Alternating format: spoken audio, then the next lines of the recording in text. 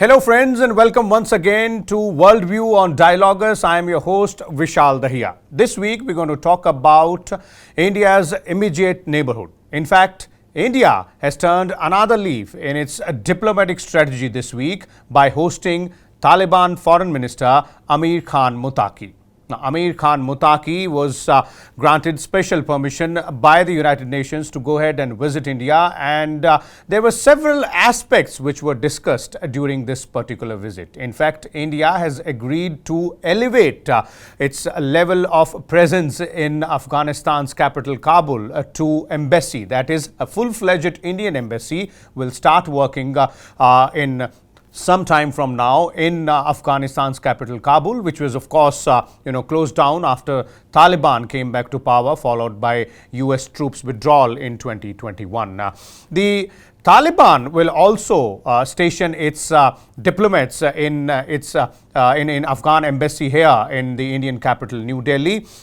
Although India has not made any commitments as far as recognizing the Taliban government or the new name for Afghanistan, which has been given by the new Taliban government. Apart from that, India has of course promised several humanitarian aids to Afghanistan in terms of ambulances, projects, infrastructure projects and various other help which is required by Afghanistan as of now. Afghanistan, that is Taliban in turn, has promised India that it will not let its area, that is its physical land, to be used for any terror activity against India. So this is the gist, but there are still certain questions which remain unanswered. For example, Taliban's commitment towards the education for girls and women in their country, and of course there was some sort of flutter when the Taliban foreign minister's press conference was without women journalists as well. We'll look at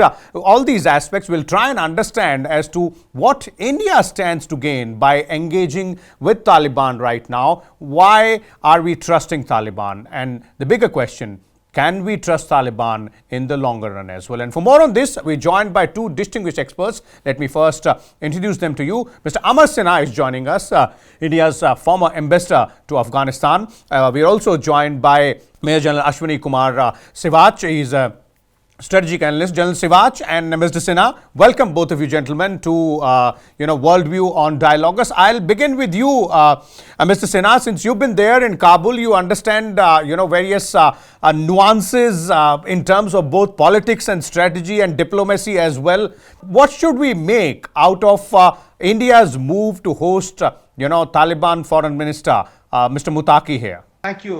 Let me start by saying very general statement that in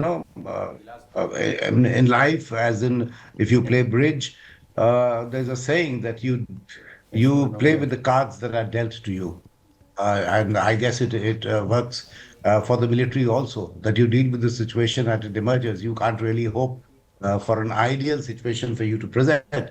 Yes, it is a big step. It is short of recognition, but we are upgrading, or basically renaming our embassy. The embassy was always there. We had called it a head of mission. Now it will be headed by a CDA. So this is not yet recognition.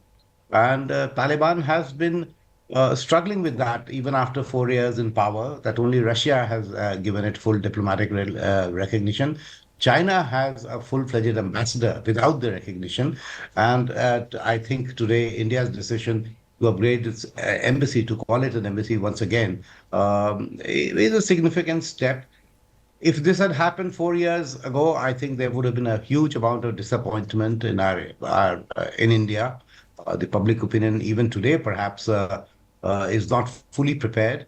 But the fact is that this is also a recognition of the reality that this is a new government.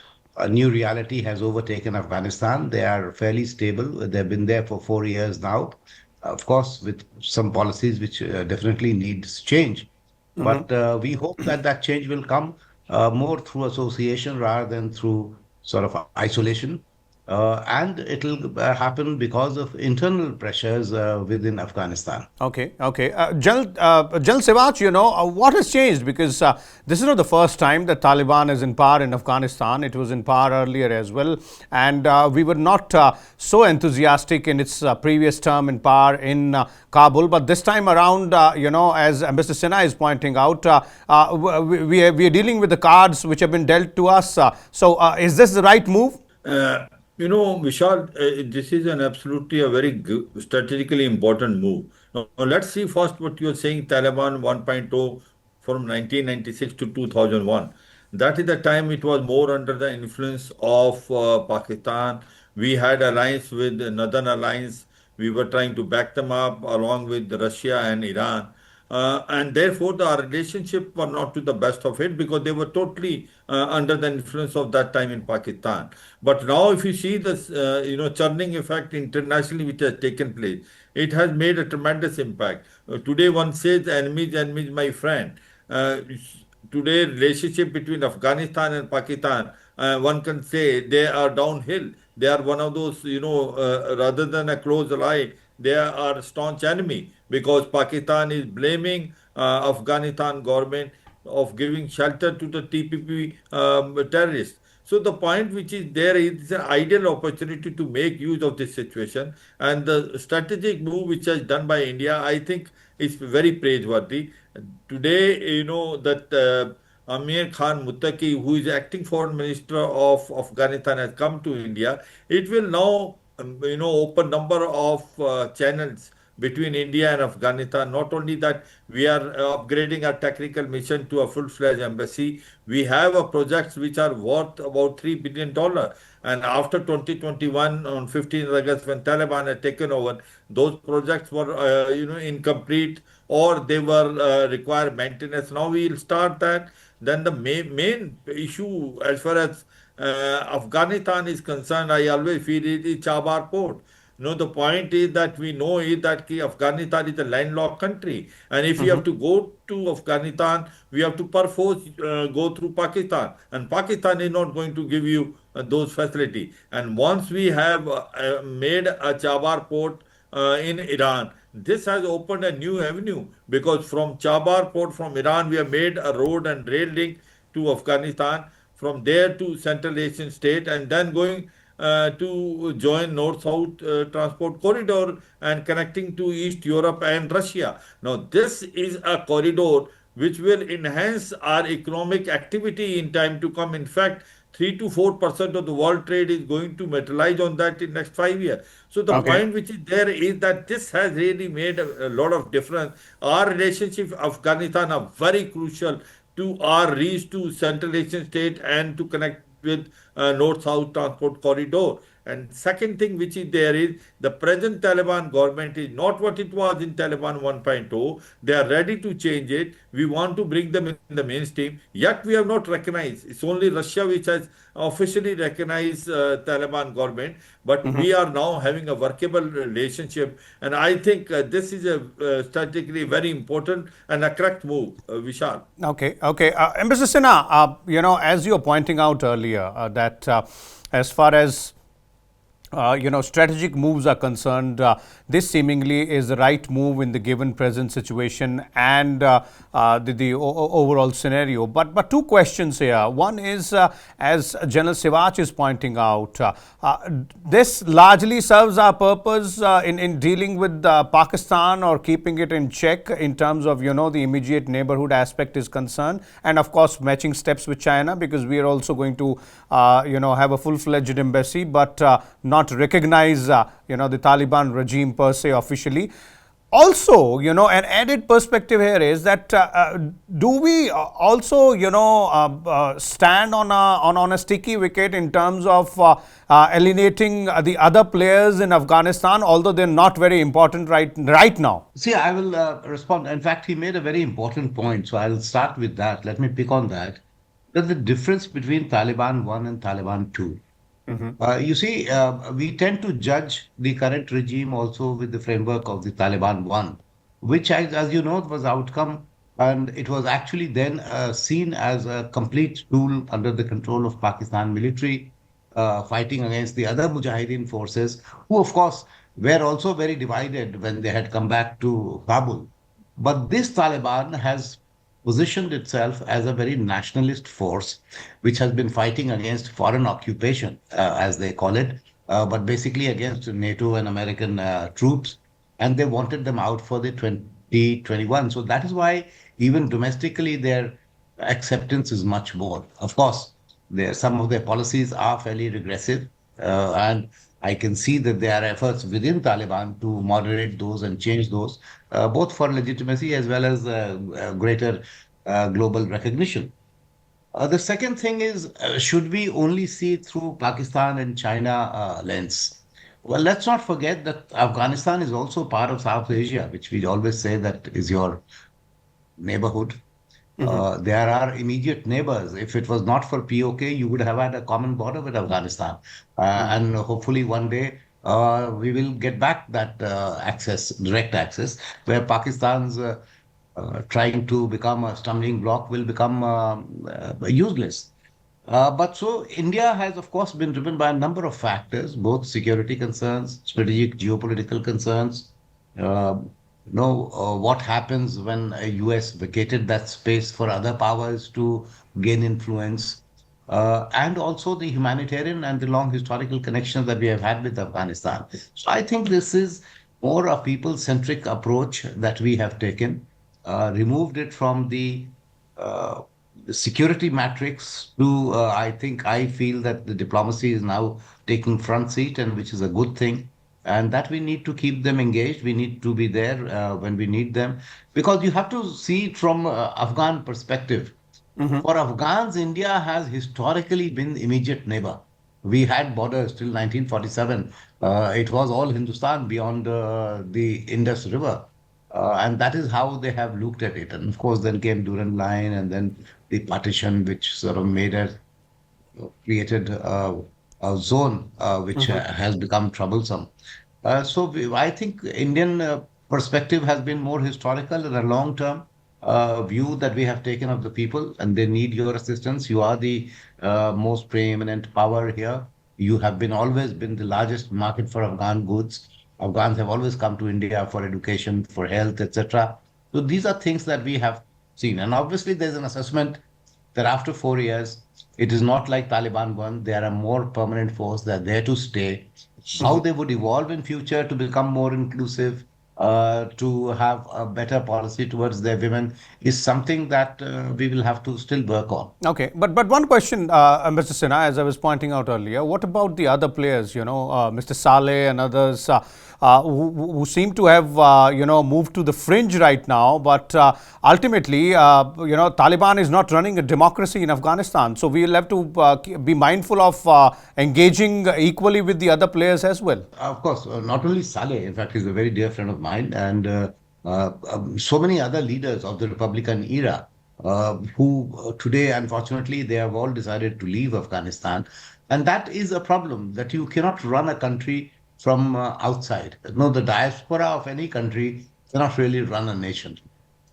How they get reintegrated, how they come back is something that I don't think we should abandon that hope, and we should and we have told not only Taliban, when the Taliban was in the opposition or they were fighting NATO, we already had a policy that we will engage every shade of Afghan opinion, including Taliban. Of course, we did not have access to the Taliban because many of them or the leadership was living in Pakistan or in Quetta.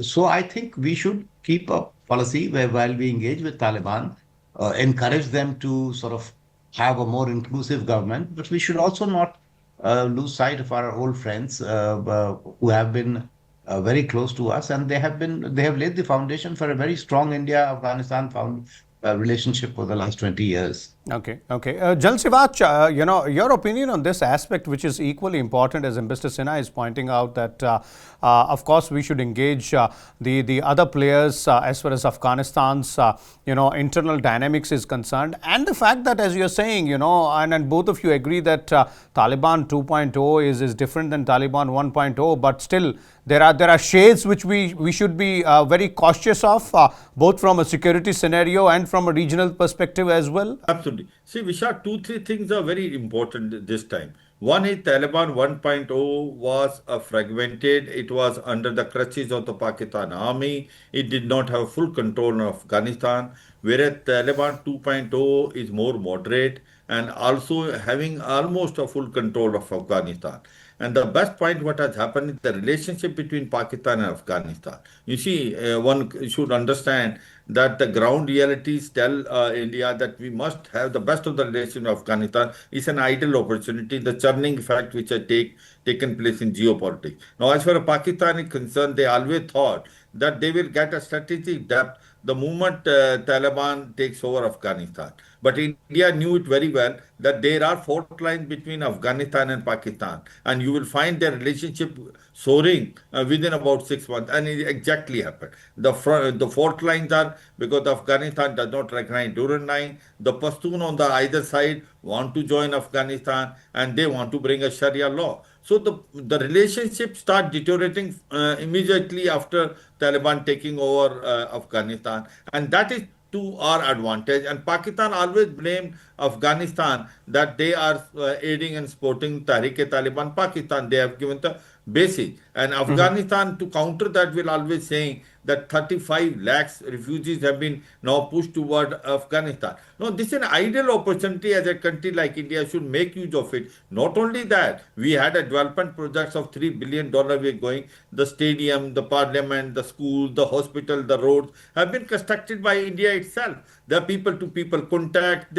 India is known of being a first responder. Imagine this earthquake which recently take place in Nangarhar and Kunar. We were the first country to take the medical assistance and other material to Afghanistan. So having said that, one should understand that Afghanistan is also considered as a important corridor which is going toward the Central Asian state and then going to North-South transport corridor. We have to make use of it. Our relationship having positive impact not only in Afghanistan but also in Central Asian state. All said, one has to be very clear that the relationship between Afghanistan and India are based on the present ground realities, and we must Okay. encash it, and we must make full effort to take this relation to a newer height. But as far as the recognizing of Taliban is concerned, I don't think we will be in a hurry until the United Nations recognize them. But without recognizing, you are almost there. You are doing everything. You are now upgraded your embassy. You are, basically air route will be increased. You will also find that Afghanistan has allowed our companies to come and invest, especially in critical minerals, which is very, very important. And then we are ready to give them a medical tourism. Visa will be made very easy. So people to people contact will dictate terms. And I feel, as on today, it looks like that having best of the relation with Afghanistan is mutually beneficial to both the countries.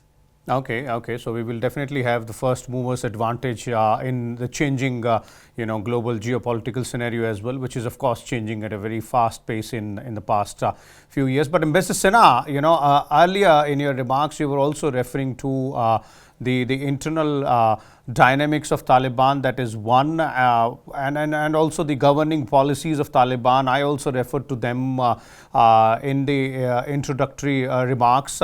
One, sore aspect which sticks out is of course was visible in Mr. Muttaqi's press conference here in Delhi, where no women journalists were allowed. Then there was no commitment from him in terms of allowing Afghan girls or women to come and study in India. So all these aspects, from a humanitarian point of view, from an all-inclusive governance point of view, do you think they remain the major stumble blocks, and unless they're taken care of, it will be difficult for India to go ahead and engage in a full-fledged manner with official recognition sort of stuff? You see, on the press conference, I'm a bit surprised how that happened, because I'm in a group of regional representatives of regional countries in their individual capacities who visited Afghanistan last year, and we had, out of 10 or 12 people, there were 4 ladies, including one from India, one from Pakistan, 2 from Germany. And Foreign Minister Muttaqi had received us and received all the ladies. Of course, they had their heads covered, which is a tradition in that part of the world. But he had absolutely no issues. So I don't know how this happened. And in fact, I asked one journalist yesterday, a male journalist who was talking about it, whether in the press conference, did any of the male colleagues ask this question of Foreign Minister Muttaqi? Perhaps he did not even know. And some of his colleagues who organized it or whoever vetted that list did it. So, but I was told that nobody asked him this question, that why women journalists were not allowed. So we really don't have an answer, though I Okay. find it surprising. And if we had uh, suggested or we had insisted, if I may use that word, I'm sure they would have had no problem. They have issues with getting photographs, your heads have to be covered, etc. On the other question, you see, the other thing that you mentioned, the generals have mentioned, was the Afghanistan-Pakistan dynamics. But that has nothing to do with India. We should be very clear that Pakistan, for some reason, has followed this policy. And I feel that because they have inherited the British policy, the colonial mindset of the British, they have sort of inherited. And that they have continued that policy. The British also, if you saw, they always wanted to keep Afghanistan never treated it as a sovereign territory, as a buffer zone, as a weak government in Kabul. And the same policies Pakistan has followed through different modalities. And that needs to change within Pakistan. So if they only try to see it through India lens, unfortunately, their relationship with the Afghans and not only Pashtuns, but all Afghans is not going to improve because that's a very proud nation. And the second question you asked me was about whether uh, further developments or our relationship will evolve depending on how they treat women. I don't think India has made that conditionality.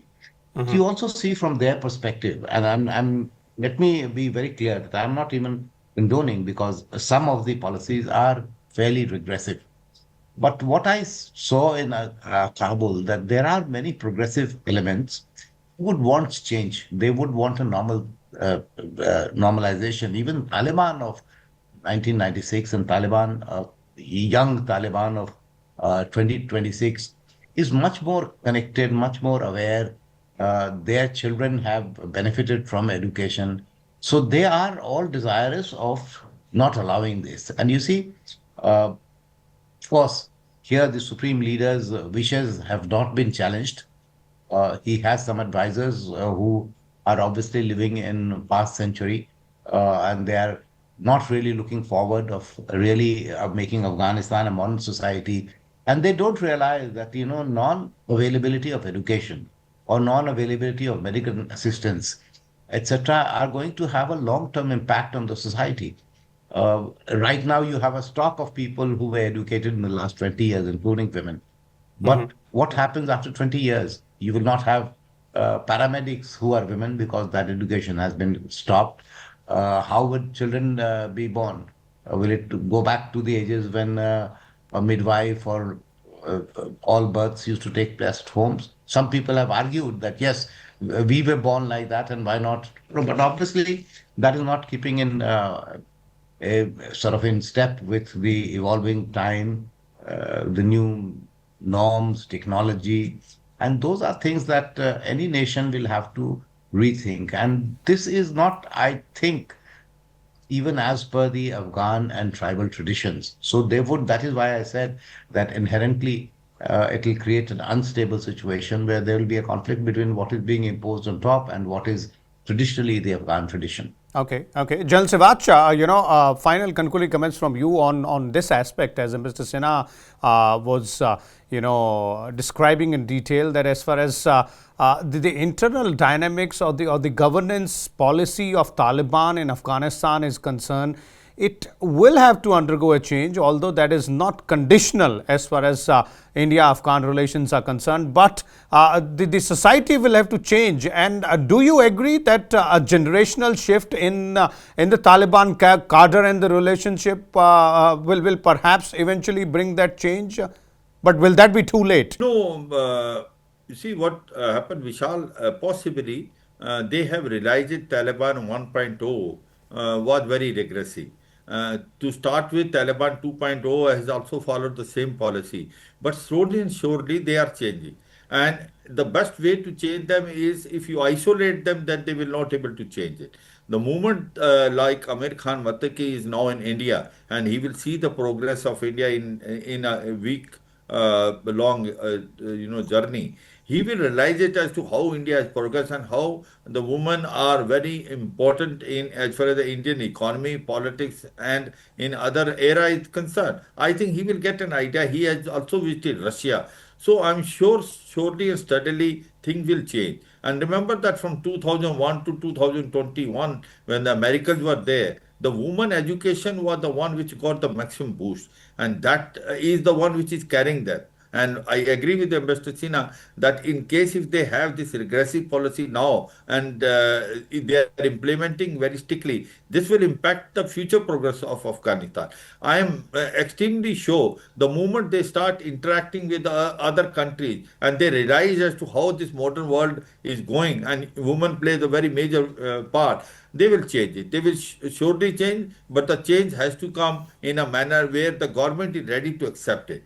But another very important issue which is there as far as Afghanistan is concerned, we must understand that Afghanistan is no more in the clutches of Pakistan.